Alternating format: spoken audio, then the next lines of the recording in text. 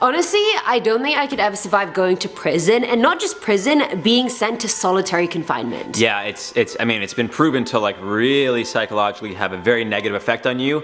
And even when people are like, oh, would you go to prison or solitary confinement for like a year for $10 million?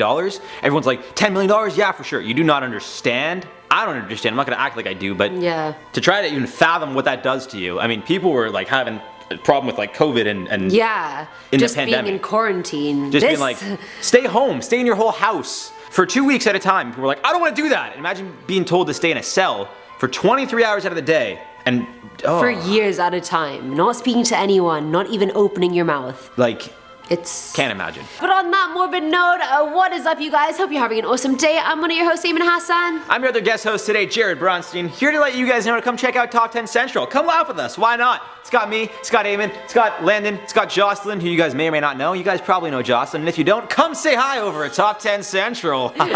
Ew. But without further ado, guys, we get right into this one. This is the top 10 prisoners forgotten in isolation. Starting our list off at number 10, Daniel Chong. The 25-year-old UCSD student was detained the morning of April 21st, 2012, while visiting a friend's house. Turns out the house was suspected of being a distribution center for narcotics, and when DEA agents stormed the residence, they found exactly what they were suspecting.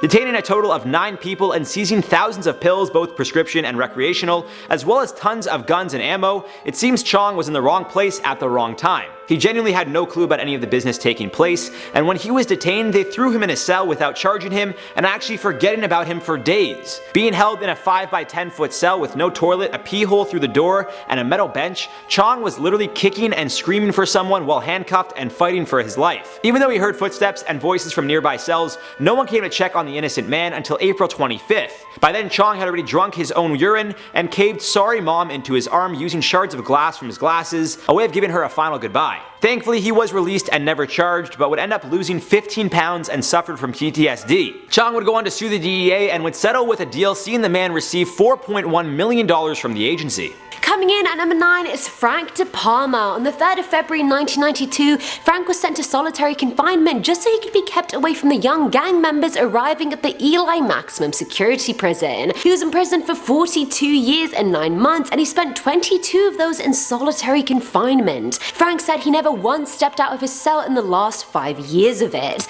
It got to a point that anytime he was taking it into the yard, he started to panic because of all the open space and wouldn't be fine again until he was back in his cell. Frank developed agoraphobia. He started to divorce himself from all the people he used to know and the memories he had and started living in an imaginary world. On the 11th of March 2014, a warden and psychologist visited him because they realized he would be released soon, otherwise he was 100% sure they had forgotten he was even in there. By the time he was finally moved to another correctional center, Frank said he couldn't feel anything, he couldn't even speak since he hadn't done so in so long, and it actually took him a total of 7 hours just to come out of his cell. He was finally released on the 21st of December 2018. Now on to number 8, Albert Woodfox. This man would serve more than 40 years in solitary confinement for a murder he says he didn't commit. In fact, Woodfox believes he was framed for the murder of a prison guard simply because he was a part of the Black Panther political party. Originally arrested in 1971 at just 22 years old for armed robbery, Woodfox would be sentenced to 50 years in Angola prison, which was at the time known for being one of the worst in North America. That's where he joined the Black Panthers, as he recalls the disgusting conditions the prison allowed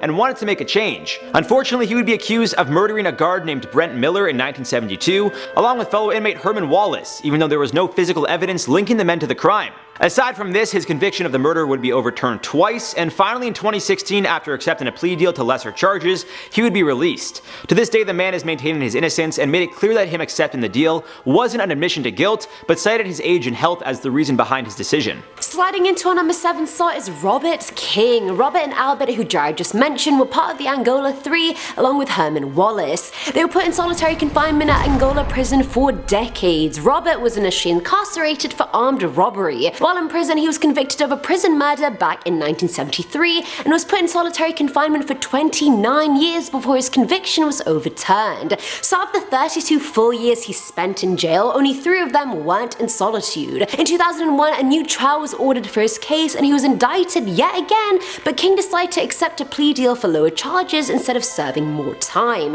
He was released the following year. Now on the number 6, Stephen Slevin. After being charged with drunk driving, New Mexico officials put Slevin in solitary solitary confinement because of his history with mental illness, as per an official lawsuit. After spending 22 months in a cell all alone, Slevin was released and would go on to sue New Mexico, being awarded $15.5 million. As per the lawsuit, Slevin went to jail when he was 59 in 2005 and was well-nourished and a physically healthy adult. However, as per reports, when he was released, he had a long beard, bed sores, bad teeth, and weighed just 133 pounds in June of 2007. Slevin wasn't even charged or prosecuted with his drunk driving and stolen vehicle charges, and as per his civil rights attorney, Matthew Coit, I quote, "They threw him in solitary and then ignored him. He disappeared into delirium, and his mental illness was made worse by being isolated from human contact and a lack of medical care. At one point, it's believed he had to pull his own rotting tooth and that all his pleas for help were ignored." Coming in at number 5 is Adam Capay. 23-year-old First Nations man Adam Capay was moved to solitary confinement back in 2012 after killing another inmate during a fight. Adam is in this plexiglass-lined cell at Thunder Bay Jail for 24 hours a day, just rotting under the artificial light. He spent 4 years in isolation, but the Community Safety Minister David Orazietti refuses to let him join the rest of the prison again. Adam's been alone for 4 years and still hasn't had his trial yet, which is ridiculous.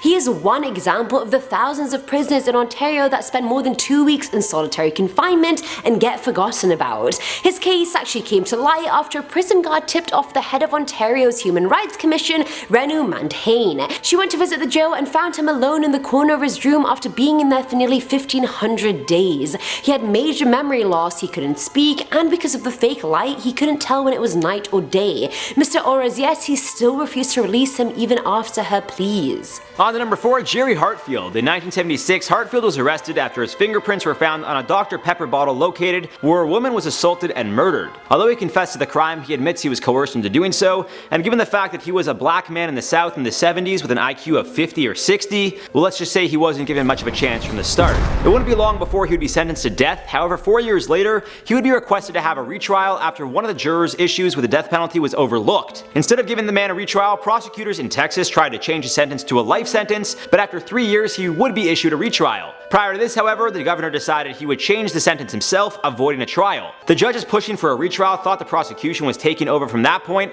and the governor's office thought the case was closed. In a sense, everyone thought someone else was handling the case, but that just led to a lot of miscommunication and years of Hartfield's life that he spent in prison. In 2006, he realized someone made a mistake after 23 more years locked up and decided to do something about it. When all was said and done, the state tried blaming Hartfield for not bringing their mistake to light from 1983 until 2006. However, from 2006 until 2013, when he pushed for a review of his case, his lawyers made a strong enough case that the state agreed with, claiming his speedy trial rights had been violated. This led to his release only after his lawyers appealed the court's initial decision in 2015 to sentence him to life in prison for a crime he seemingly didn't even commit. Coming in at number 3, we have Gary Ridgeway, also known as the Green River Killer. This monster of a man was convicted of 49 separate murders. His victims consisted of women of all ages, most being sex workers. He would strangle and dump their bodies in forested areas before coming back later on and having intercourse with their dead bodies. In November of 2001, Gary was arrested at work for murdering these women nearly 20 years prior. He was sentenced to 48 life sentences with no possibilities of parole,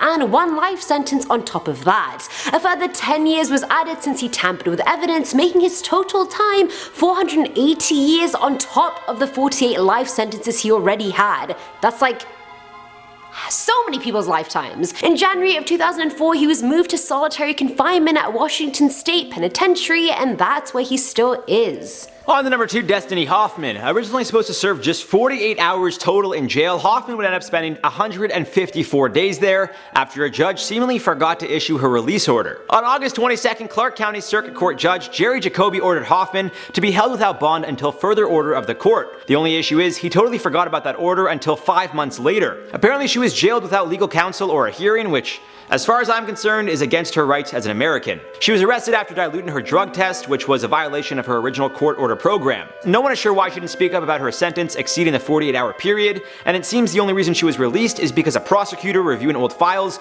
noticed something didn't add up. Upon requesting an immediate update on the situation, Hoffman would be released. She has since filed a civil suit, but I cannot speak on the outcome of that. And finally, at number 1 is Jesse Pomeroy. Born in 1859, Jesse was a convicted murderer and the youngest person in Massachusetts to ever have been convicted of first-degree murder. He targeted boys, and so a lot of them ended up dead, as you can imagine if you've seen The Alienist.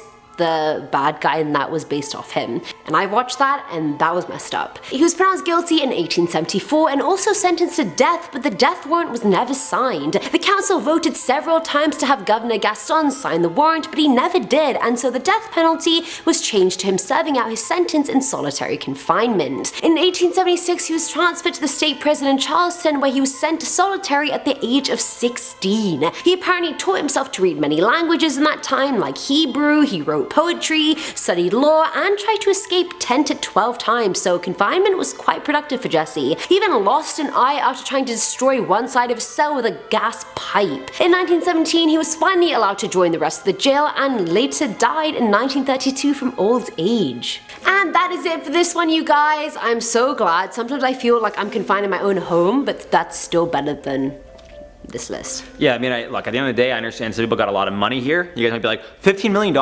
That's like, to me at least, nothing can ever bring back time. Doesn't matter how much money you have, like, not even solitary confinement, just jail in general, just time lost, no amount of money can bring that back. So for me, it's gonna be a no for me, dog. Yeah, even when people show me annoying videos that don't make me laugh, I'm like, you just wasted 2 minutes of my life. I'm not kidding. I'm not kidding. Literally. I was talking about you. Oh. Well, I mean, I spew gold all the time, so even like right now, I was just spewing facts. You guys should remember what I just said, because you're gonna be like, wait a minute, do I want to do this for 10 bucks right now just for help my friend out for an hour? You'd be like, no, my time's worth more than $10, and guess what? You get the out of there. As always, I've been your host for this one, Eamon Hassan. I've been your guest host, Jared Bronstein. Come check out Top 10 Central, guys. If you like me, if you hate me, it doesn't matter, because Eamon's there. You guys all like her, so come check it out. Bye!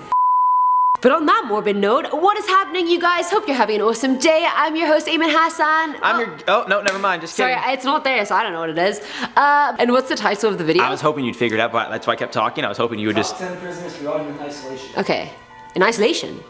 That's what it says. Okay. Top 10... prisoners forgotten in isolation. Okay. That's literally what I said. No, you said... Forgotten. Oh, what? You said forgotten in isolation. You said it weird. No, I did not. You said forgotten prisoners.